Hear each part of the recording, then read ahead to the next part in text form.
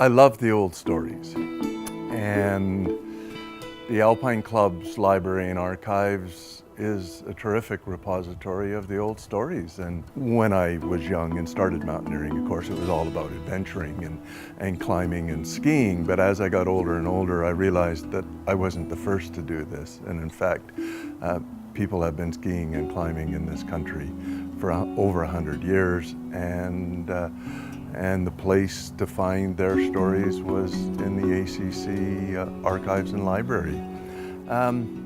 Well, the book that I wrote, starting in 1995, and it was published in 2000, is called Pushing the Limits, the story of Canadian mountaineering. And the first thing I did was go to the Alpine Club library and archive, and that's where I began my research, because in the archive, in the library, they have complete sets of the Canadian Alpine Journal, the American Alpine Journals, the British Alpine Journals, and a journal called Appalachia. And from those 4 journals, I got an overview, a summary of the whole history of mountaineering in Canada.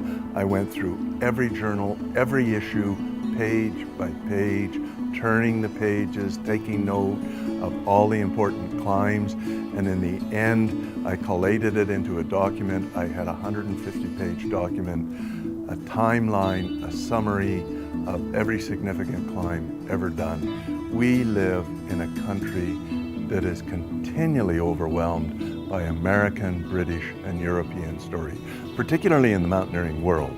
We think the Euros are the great mountaineers. We think Chris Bonington's the greatest mountaineer.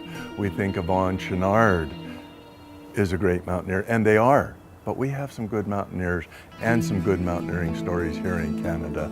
And it was my goal to research, discover, write, and communicate those Canadian mountain adventures to Canadians and to people around the world, to tell our story.